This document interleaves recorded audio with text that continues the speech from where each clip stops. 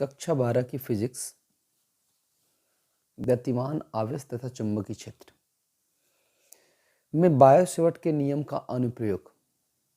हमने पीछे बायो-सेवर्ट का नियम पढ़ा था। बायो-सेवर्ट के नियम का अनुप्रयोग, एक अनुप्रयोग पढ़ लिए थे, परिमित लंबाई के तार के कारण चुंबकीय क्षेत्र की तीव्रता। दूसरा अनुप्रयोग है बायो-सेवर्ट के नियम का, वृत्ताकार धारावाही कुंडली की अक्ष के अनुदिश चुंबकीय क्षेत्र। ठीक है, तो आज हम बायो-सेवर्ट के नियम के दूसरे अनुप्रयोग को पढ़ेंगे। तो इसमें हमने एक माना वृत्ताकार धारावाही कुंडली, ठीक है, माना एक वृत्ताकार धारावाही कुंडली, चलिए एक वृत्ताकार धारावाही कुंडली हम मानते हैं। ठीक है, एक वृत्ताकार धारावाही कुंडली हम मान लेते हैं यहाँ पे। ठीक है, जिसकी त्रिज्या कितनी है, ए है, जिसकी त्रिज्या ए है और इसमें धारा आई बह रही है। ये वृत्ताकार धारावाही कुंडली है और इसकी त्रिज्या ए है और इसका केंद्र ओ है, जिसमें धारा आई बह रही है। माना कुंडली की अक्ष पर कुंडली के केंद्र से, इसे केंद्र से यक्ष दूरी पर कोई बिंदु P है। ठीक है, यक्ष दूरी पर कोई बिंदु P है। ओके, अब जिस पर चुंबकीय क्षेत्र हमें ज्ञात करना है, अब इसके लिए हम मान लेते हैं कुंडली छोटे छोटे खंडों से, छोटे छोटे खंड से मिलकर बनी है, छोटे छोटे खंड से, अवयवी खंड से मिलकर बनी है, जिसमें हम मानेंगे कि इसका एक अवयवी खंड ए बी है, ए बी। ठीक है ना, माना इसमें इसका एक अवयवी खंड ए बी है जिसकी लंबाई dl है। ठीक है, अब हम मान लेते हैं कि बिंदु P से इस dl की लंबाई और दूरी, बिंदु P से इस dl की दूरी स्मॉल r है। ठीक है, यहाँ पे बिंदु P से dl की दूरी स्मॉल r है। तब बायो-सेवर्ट का नियम लगाएंगे इस अवयवी, बायो-सेवर्ट के नियम से इस dl अवयव कारण बिंदु P पर चुंबकीय क्षेत्र की तीव्रता, इसके कारण चुंबकीय क्षेत्र की तीव्रता जो होगी, इस जो दूरी है उस दूरी के लंबवत इधर dv होगी। तो इस तरह बहुत सारे अवयव है। तो एक अवयव यहाँ पे है नीचे, इसको हम a डैश b डैश मान लेते हैं। ठीक है, इसके कारण अगर हम देखेंगे तो इसके कारण भी बिंदु P पर वैद्युत क्षेत्र की, चुंबकीय क्षेत्र की तीव्रता db ही होगी और ये भी लंबाई dl ही है, तो dv ही होगा। और यह इस r के साथ, और ये वाली दूरी भी r है, तो इसके साथ यह 90 डिग्री के एंगल पर होगा। ठीक है, 90 डिग्री के एंगल पर होगा। दाएं हाथ के नियम के अनुसार ये हम चुंबकीय क्षेत्र की दिशा ज्ञात कर सकते हैं। इसमें जो धारा बह रही है वो इस दिशा में धारा ऐसे बह रही है, आई। ठीक है ना, ऐसे धारा इसमें आई बह रही है। अब हम बात करते हैं यहाँ पे, तो भाई चुंबकीय क्षेत्र dv को घटकों में वियोजित करेंगे। चलिए भाई, ये इसके ऊर्ध्वाधर घटक और इधर क्षैतिज घटक। तो इस dv का मान लेते हैं यह कोण अल्फा है, तो ये भी क्या होगा, अल्फा ही होगा। तो जब यह अल्फा है तो ये भी क्या होगा, अल्फा, क्योंकि यह 90 अंश है। जब ये अल्फा हुआ तो ये भी अल्फा होगा और ये भी अल्फा होगा। तो बताओ, जिससे कोण अल्फा लगा होता है वो कास में होता है, तो ये हो जाएगा dv cos अल्फा, और ये भी क्या होगा, dv cos अल्फा, और इधर क्या होगा, dv sin अल्फा। जिससे कोण नहीं लगा होता वो घटक साइन में होता है, ये भी होगा dv sin अल्फा। जस्ट समझ में आ रहा है। अब देखिए, ध्यान दीजिए, इसकी त्रिज्या तो आपको बता दी गई है कि a है। ये दोनों घटक एक दूसरे के विपरीत हैं, तो एक दूसरे को ये कैंसिल कर देंगे। ये दोनों घटक एक दूसरे के विपरीत हैं, एक दूसरे कैंसिल कर देंगे, यानी जो परिणामी घटक होगा वो इसके समाकलन के बराबर होगा। क्योंकि हम केवल दो अवयव के कारण निकाल रहे हैं, तो सभी अवयव के लिए बारी बारी निकालेंगे तो ये इधर निकलता रहेगा, बाकी सभी घटक उसके ऊर्ध्वाधर घटक विपरीत होंगे, एक दूसरे कैंसिल कर देंगे। इतनी बात समझ में आ रही है। तो चलिए आगे हम बायो-सेवर्ट के नियम से, हम बायो-सेवर्ट का नियम इस्तेमाल करते हैं। तो देखिए, बायो-सेवर्ट का नियम इस्तेमाल करेंगे तो क्या होगा हमारा, डीवी का फार्मूला होगा बायस फोर्स, डीवी बराबर होता है mu naught upon 4 pi I D L sine theta upon R square. ठीक है, चूंकि यहाँ लिख देते हैं जहाँ थीटा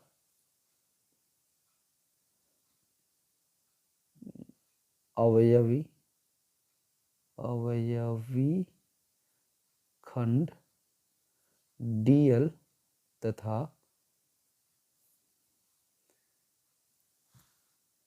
बिंदु P से दूरी R के बीच कोण है। ओके, म्यू नॉट आप जानते हैं चुंबकीय निर्वात की चुंबकीयशीलता है जो 90 डिग्री है, अर्थात थीटा बराबर यहाँ 90 अंश है यहाँ पे, यानी इस डीएल और इस लाइन के बीच जो कोण यहाँ बनेगा वो 90 अंश का कोण बनेगा। ठीक है, डीएल और इस आर के बीच जो कोण बनेगा, क्योंकि यह इस तरह इस पे बना है लेकिन इस कागज तल के लंबवत है। कुंडली कैसी है भाई? कागज के तल के लंबवत है। ठीक है ना, तो चलिए अगर यहाँ 90 अंश रखेंगे तो डी बी बराबर हो जाएगा mu naught upon 4 pi sine I D L sine 90 अंश अपन आर स्क्वायर। तो आपका हो जाएगा डी बी बराबर mu naught upon 4 pi I D L upon R square. ठीक है, इतनी बात आपको समझ में आ रही है? इसको कोई इक्वेशन बना लेते हैं। Equation number 1। अब फिर से हम बात करते हैं कि dB को जब घटक में dB को बिंदु P पर घटकों में वियोजित करने पर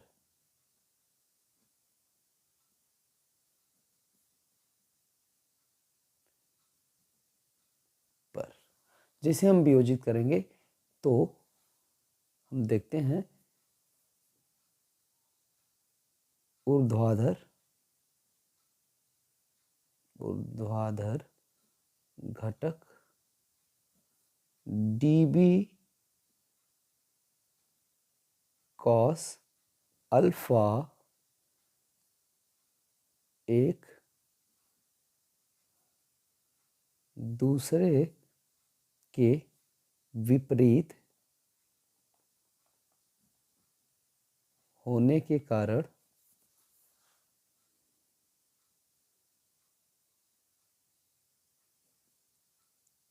एक दूसरे को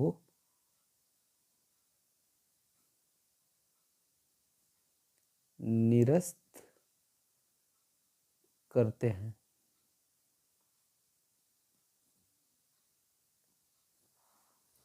अतः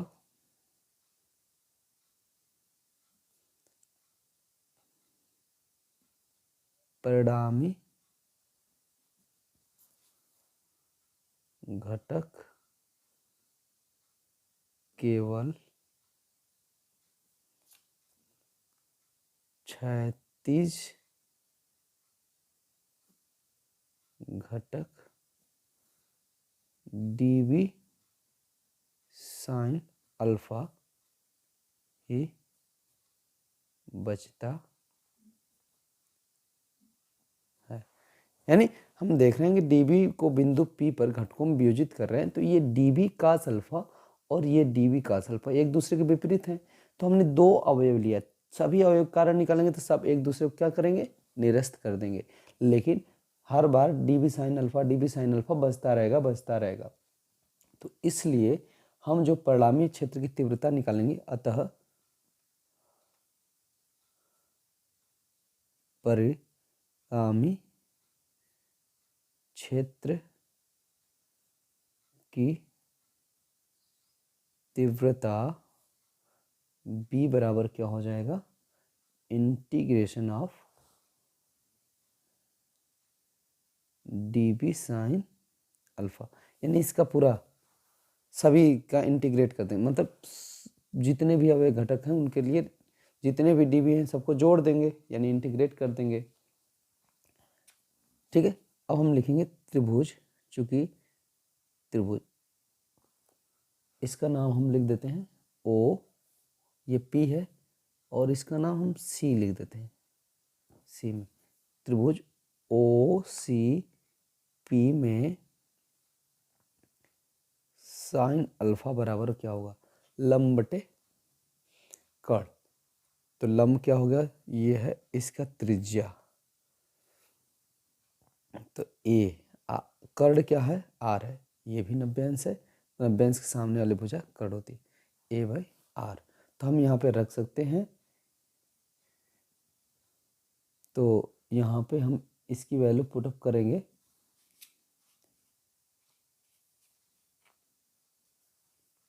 इसलिए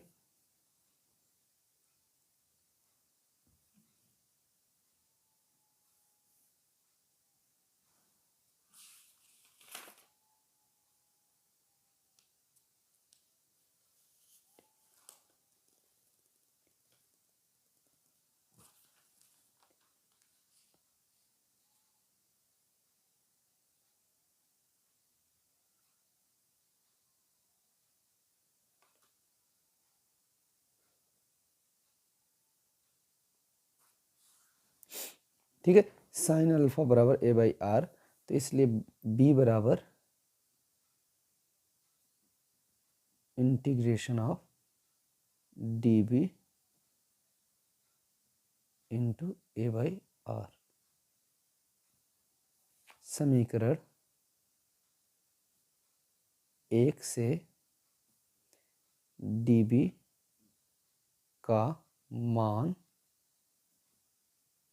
रखने पर, तो जैसे ही समीकरण 1 से हम dB का मान रखेंगे तो देखिए क्या होगा,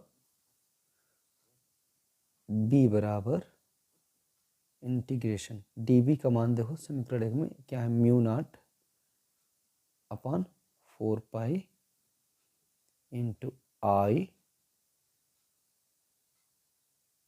dl upon R² into A/R।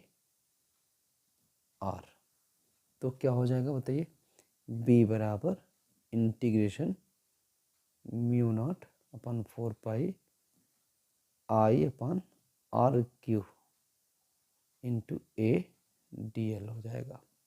ठीक है, तो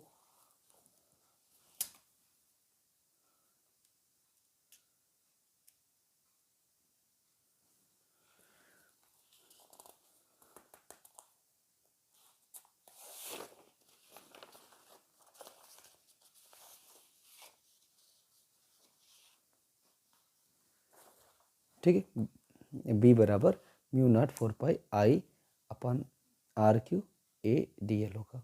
तो यहाँ पे हम लिख सकते हैं B बराबर, जो कांस्टेंट बाहर कर लेते हैं, mu naught upon 4 pi I भी बाहर कर लेते हैं upon R³ integration of DL हो जाएगा। ठीक है, अब DL की वैल्यू क्या होगी भाई, DL की वैल्यू क्या होगी, यहाँ पे लिख देते हैं, सिंस इंटीग्रेशन ऑफ DL, यानी जो हम इस फिगर में देखिए पूरी तरफ DL DL DL DL जोड़ते चले जाएंगे तो यह क्या होगी, इस कुंडली की परिधि प्राप्त होगी, इतनी DL फिर इतनी DL इतनी DL DL DL जोड़ते चले जाएंगे तो क्या होगी, इसकी परिधि, यानी इंटीग्रेशन ऑफ DL बराबर होगा 2 पाई R होता है। तो परिधि कितनी कुंडली की माना गया था, A माना गया था, तो कुंडली की परिधि, अरे त्रिज्या, कुंडली की त्रिज्या A माना गया था, तो परिधि हो जाएगी 2 पाई A। तो इसकी हम परिधि लिखेंगे 2 पाई A। ठीक है ना, इतनी बात समझ में आ रही है। तो अब हम क्या करते हैं,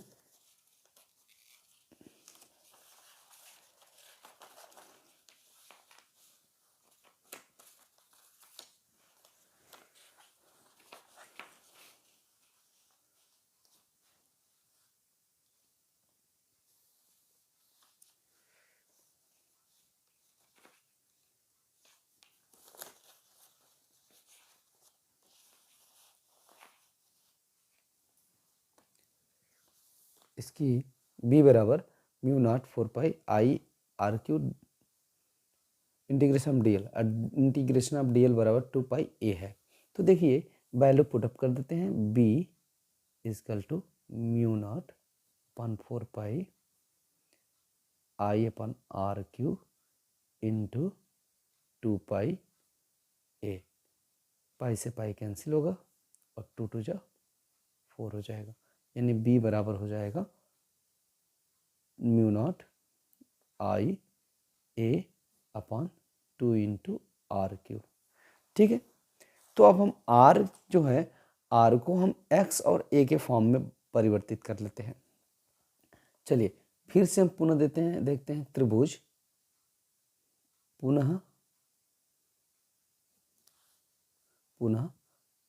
त्रिभुज OCP में क्या होगा भाई, समकोण त्रिभुज है OCP आपका समकोण त्रिभुज है। एक बार देख लीजिए, यहाँ पे समकोण त्रिभुज है, तो यहाँ पे हमारा होगा कर्ण का वर्ग यानी r का स्क्वायर बराबर लंब का वर्ग a का स्क्वायर प्लस x का स्क्वायर।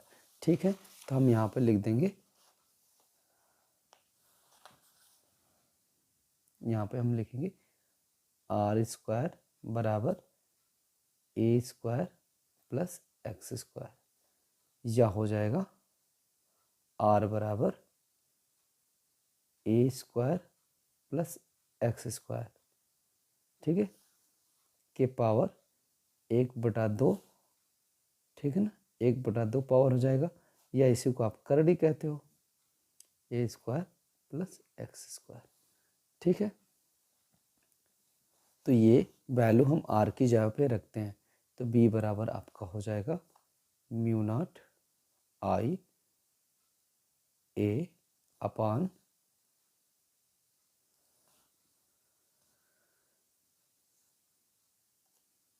अपॉन 2, इसकी वैल्यू क्या होगी,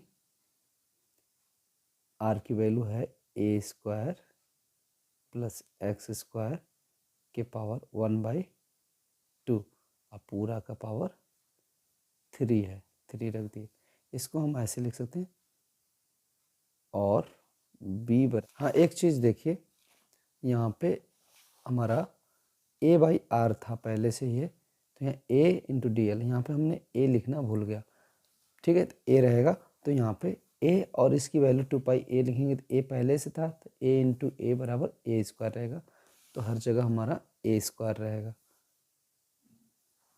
ठीक है, a स्क्वायर बराबर इतना, यानी यह आपका चुंबकीय क्षेत्र की तीव्रता का फार्मूला हो गया, b बराबर mu not I a square upon 2a square plus x square के पावर 3/2। ठीक है, यदि एक चीज़ और जान लीजिए, यदि कुंडली में n फेरे हों तो चुंबकीय क्षेत्र B बराबर फार्मूला आपका हो जाएगा, चुंबकीय क्षेत्र B बराबर फार्मूला हो जाएगा mu not n I a square upon 2a square plus x square के पावर 3/2। अगर फेरों की संख्या n रहेगी तो इस फार्मूले का इस्तेमाल करेंगे, फेरों की संख्या 1 होगी तो इस फार्मूले का इस्तेमाल करेंगे। ठीक है, तो यह था वृत्ताकार धारावाही कुंडली के कारण कुंडली की अक्ष के अनुदिश चुंबकीय क्षेत्र। ठीक है, वृत्ताकार, एक बार फिर से आप देख लीजिए पूरा। ठीक है, हमने माना है माना एक वृत्ताकार कुंडली की त्रिज्या r है, इसमें धारा I प्रवाहित हो रही है। माना कुंडली की अक्ष पर कुंडली के केंद्र से x दूरी पर एक बिंदु P है जिस पर चुंबकीय क्षेत्र की तीव्रता ज्ञात करनी है। मान लेते हैं कि माना कुंडली अनेक छोटे छोटे अवयव से मिलकर बना है, जिसमें एक छोटा अवयव AB है जिसकी लंबाई dl है, ठीक है, और यह dl बिंदु P से r दूरी पर स्थित है, ठीक है। बायो-सेवर्ट का नियम अब लगा रहे हैं, तो बायो-सेवर्ट के नियम के अनुसार अगर जो dl के कारण चुंबकीय क्षेत्र की बात करें तो dv होगा, और db इस r जो लंबाई है इस लंबाई की लंबवत db इधर होगा, ठीक है। तो इसके कारण db होगा, तो घटकों में वियोजित करें तो ये ऊर्ध्वाधर घटक db cos अल्फा, ये क्षैतिज घटक आपका db sin थीटा होगा। इसी प्रकार के एक अवयव नीचे मैंने लिया a डैश b डैश, ये भी P से मैंने मिला है, तो इसके कारण चुंबकीय क्षेत्र होगा db जो भी इसके लंबवत होगा, तो इसको घटकों में विभाजित करेंगे तो ये db cos अल्फा होगा, ये db sin अल्फा, ठीक है। मैंने फार्मूला लगाया बायो-सेवर्ट का नियम का, यहाँ पे थीटा का मान 90 अंश है, थीटा का मान 90 अंश रखें, साइन 90 अंश का मान 1 होता है, तो db बराबर mu not 4 pi IDL upon r square हो गया, ठीक है। तो मैंने ये घटकों में वियोजित करने वाली बात आपको बता ही दिया। फिर से हम त्रिभुज OCP की बात करेंगे, तो साइन अल्फा बराबर होगा लंब बटे कर्ण, तो a/r हो जाएगा, ठीक है। यह a/r हम पुट कर देंगे यहाँ पे, साइन अल्फा की वैल्यू ये आ जाएगा। ये db का मान समीकरण 1 से इसमें रख दिया हमने, तो ये आ गया, इतना हो गया, ठीक है।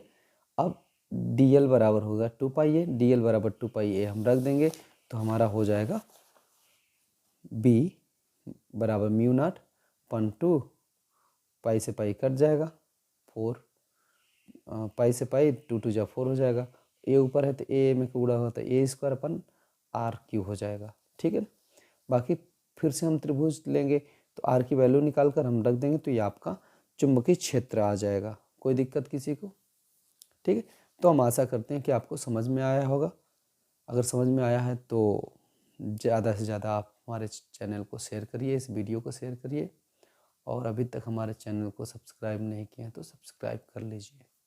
Thank you so much.